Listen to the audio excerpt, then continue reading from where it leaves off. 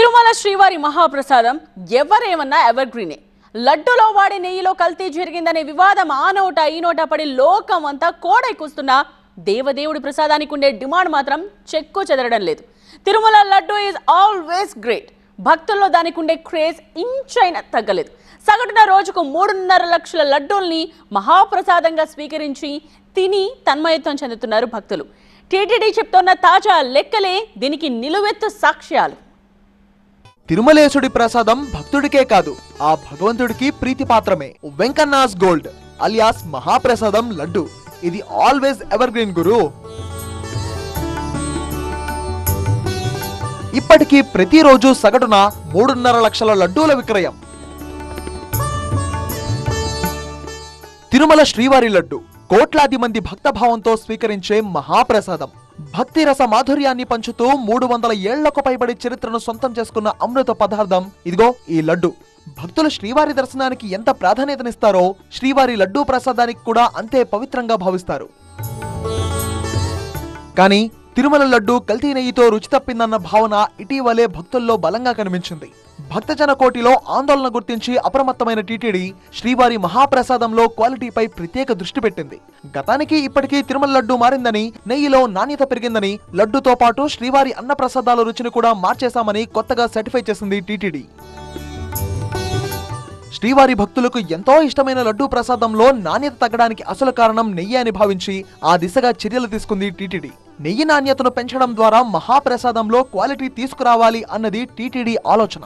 నాణ్యత పాటించని కాంట్రాక్టర్లపై చర్యలు తీసుకొని సమూల మార్పులు చేపట్టి స్వచ్ఛమైన నెయ్యి కొనుగోలుపై దృష్టి పెట్టింది టీటీడీ. కర్ణాటక మిల్క్ ఫెడరేషన్ కు 10 లక్షల కిలోల నందిని నెయ్యి కొనుగోలుకు ఆర్డర్ ఇచ్చింది. కర్ణాటక నుంచి తిరుపతికి నందిని నెయ్యి ట్యాంకర్ల ద్వారా చేరుతోంది. నందిని నెయ్యి వాడకంతో లడ్డూ రుచి నాణ్యత పెరిగినట్టు భక్తుల నుంచి స్పందన వస్తోంది.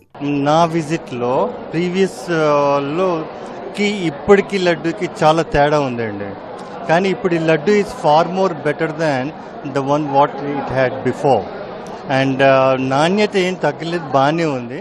1940 నుంచి బూందీని లడ్డుగా మార్చి భక్తులకు అందజేయడం అమల్లోకి వచ్చింది. అయితే భక్త కోటికి ప్రీతిపాత్రమైన లడ్డూ నైవేద్యం అంటే తిరుమలేశునికి కూడా ఎంతో ఇష్టమట.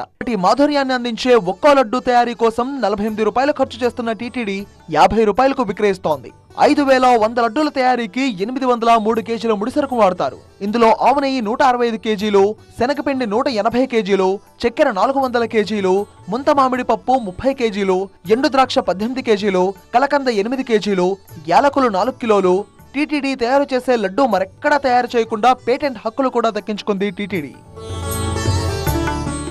ఈ టెండరింగ్ ద్వారా ఏటా 5,000కు పైగా మెట్రిక్ టన్నుల స్వచ్ఛమైన నెయ్యిని వినియోగిస్తోంది. ఈ విధంగా లడ్డూ తయారీలో నాణ్యతను పెంచి ప్రతి నెల 1,10,00,000 లడ్డూలను భక్తులకు అందజేస్తోంది టీటీడీ. ఈ విధంగా టీటీడీకి ఏటా 500 కోట్ల ఆదాయం వస్తుంది. తాజాగా కల్తీ వివాదానికి చిక్ పెడుతూ నాణ్యతను పెంచడమే కాదు, వెంకన్నను దర్శించుకున్న భక్తులకు అడిగినన్ని లడ్డూలను అందుబాటులోకి తెచ్చింది. లడ్డూ ప్రతిష్టను నిలబెట్టింది. చాలా బాగుంది. ఇప్పుడు లడ్డూ మాత్రము నిజంగా చాలా బాగుంది. మాకు చాలా సంతోషమయ్యా. ఇప్పుడు మాత్రం ఈరోజు తీసుకున్నాము, చాలా బాగుంది, మంచిగా స్మూత్గా ఉంది, టేస్ట్ కూడా చాలా బాగుంది. Thank you. ఇదే మెయింటైన్ చేసి మమ్మల్ని అందరినీ భక్తులందరినీ సాటిస్ఫై చేయాలని కోరుతున్నాను. ఈరోజు మేము కళ్యాణోత్సవం బుక్ చేసుకున్నాం. దర్శనం చాలా బాగా జరిగింది. లడ్డు ఇంతకు ముందు కంటే చాలా బాగుంది. We are satisfied, we are happy. Laddu ప్రసాదం తీసుకున్నాము. మునుపటి కంటే ఇప్పటికి లడ్డు క్వాలిటీ పెరిగింది, మంచిగా ఉంది, చాలా బాగుంది. గత 4 రోజుల్లోనే 14 లక్షలకు పైగా తిరుపతి లడ్డూలు అమ్ముడయ్యాయి. సెప్టెంబర్ 19వ తేదీన 3.59 లక్షల లడ్డూలు, సెప్టెంబర్ 20వ తేదీన 3.17 లక్షల లడ్డూలు, సెప్టెంబర్ 21వ తేదీన 3.67 లక్షల లడ్డూలు, సెప్టెంబర్ 22వ తేదీన 3.60 లక్షల లడ్డూలు శ్రీవారి ప్రసాదంగా స్వీకరించారు భక్తులు. అంటే ప్రతిరోజు సగటున 3.5 లక్షల లడ్డూలు అమ్ముడవుతున్నాయి. ఈ లెక్కన కల్తీ నెయ్యి వివాదం లడ్డూల అమ్మకాలపై ఎలాంటి ప్రభావం చూపలేదని రుజువైనట్టే. సో ఎన్ని తీవ్రమైన సందేహాలు వచ్చినా సరే శ్రీవారి మహాప్రసాదం లడ్డు ఎవర్ గ్రీన్, చెక్కు చెదరని ఓ మహా నమ్మకం అన్నమాట.